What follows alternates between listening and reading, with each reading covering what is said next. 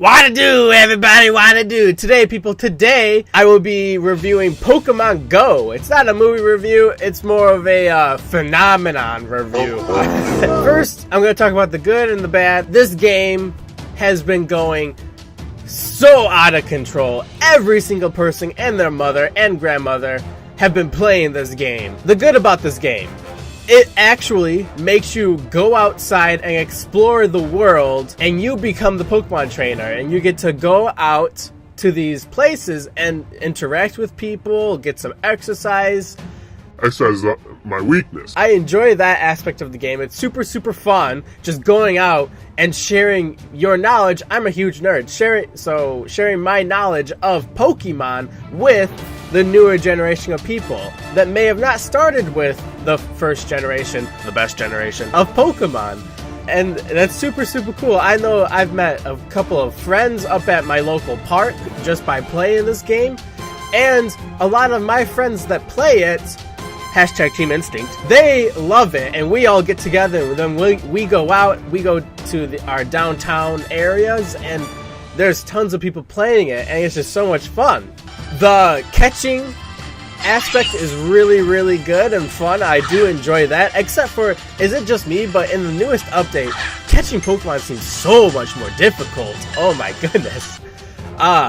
That's super fun, and being able to add a curveball or trying to get it inside the small circle so you get a nice, all that is super fun, and it keeps me coming back to playing this game.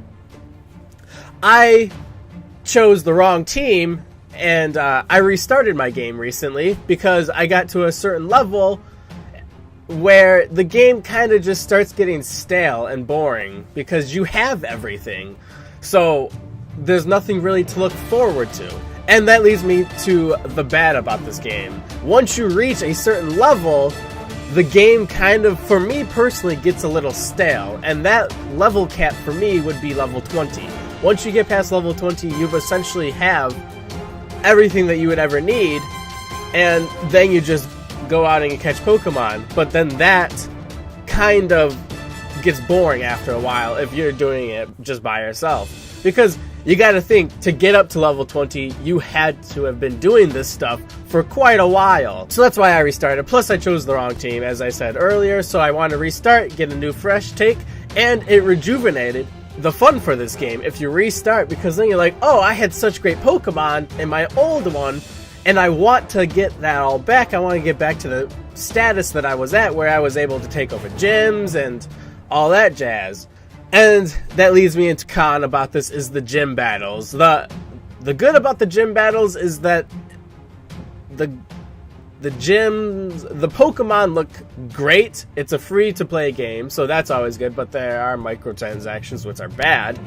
But, Niantic, man, why you show us trading in the trailer and not have trading in the game already? We have to wait for all these things, like trading, battling trainers, and for something being so social, you would think that they would try to implement like some sort of like buddies list or friends list or something. Especially since like battling's coming out, it would just be super cool if like you and a partner, you could like contact or message each other on your friends list, and then you could go take over this gym.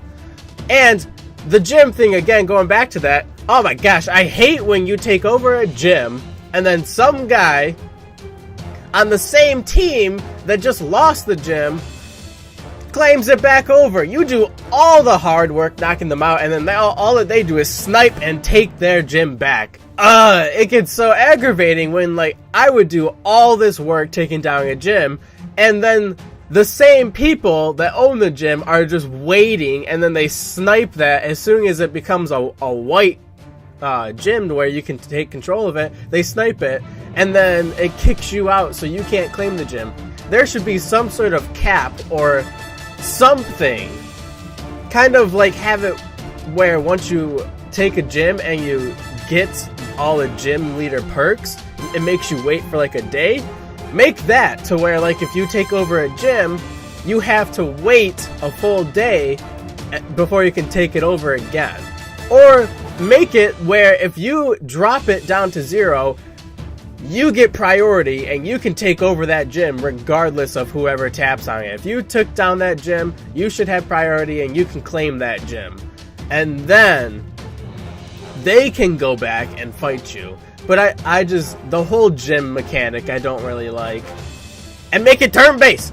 I definitely did not come back and record this after I just did my video. So I kind of miss the turn-based elements, but I digress. Another really bad thing about this is that the game like constantly will crash or freeze, and for something that so heavily revolves around like microtransactions, once you buy like an incense or a lucky egg, and then the game freezes and you have to try to log back in, and it won't log you in, or I'll have a server error, then they ask you how you are, you just have to say that you're fine, and you're not really fine, but you just can't get into it because they would never understand. That was also a really big con that I had about this. Another really bad thing is that it seems like it rewards players that are in super populated areas, and kind of, in a way, hurts players that live in like rural areas like me. Like, look at this. I'm not finding anything, and I actually have to travel some distance driving because I'm not about to walk. So I drive to these places just so that I can get like maybe a slowpoke or or tons and tons of drowsies. Tons and tons of drowsies. So overall, is this game good? It's about dreams. It's about friends that work together to claim their destiny.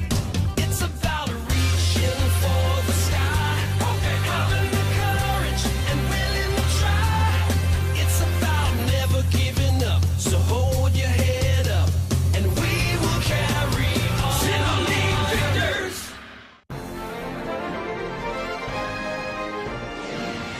Yes, indeedy, it's dawn! That's what I think about this game. Let me know what you guys think about Pokemon Go down in the comment section below. And this has been your boy Jay. I'm out of here. See you later. Subscribe.